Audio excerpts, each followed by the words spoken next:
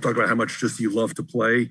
When you finally get to come back today, is it hard at all? You got to wait into the second quarter before you finally get back on the court, or are you able to be patient like that easily?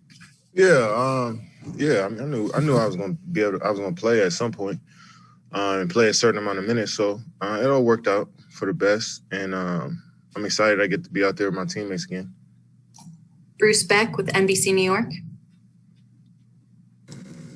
Kevin, did you feel like there was any transitional period just getting back out there, or was it like riding a bike again?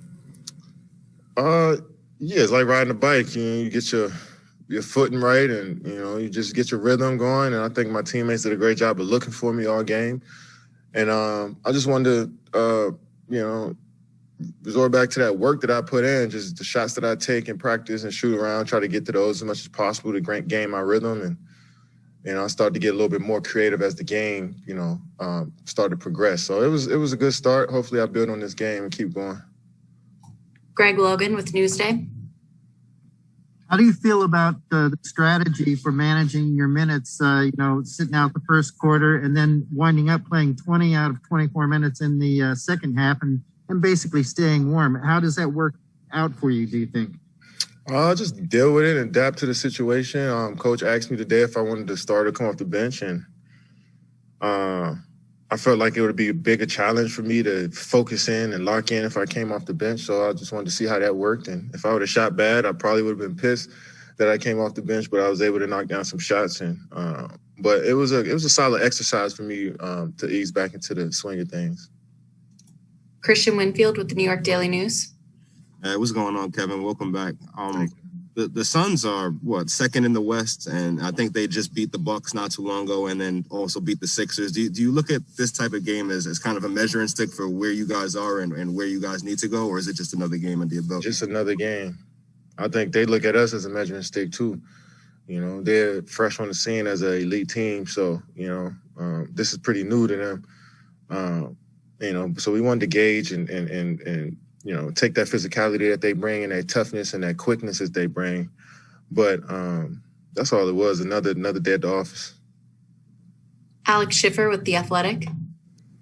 Hey, Kevin, obviously a 24, you're 28 in the second half. Just what do you think got going for you guys offensively? It seemed like even though you were hitting shots, Blake got going in the second half, a few other guys, just once you started hitting them. I felt like the whole first half we were down like 12 shots. Like they had more shots than us the whole first half, and I think we cut that down in the second half. By not turning the ball over, not taking quick shots. So we, early on, even if we made a shot, they were pushing it out for the break, and they got easy layups and three-pointers because we're not focused. So I think we just kept the ball in our hands, made good shots, made good reads, and was able to get back into it. Dana Jacobson with CBS News.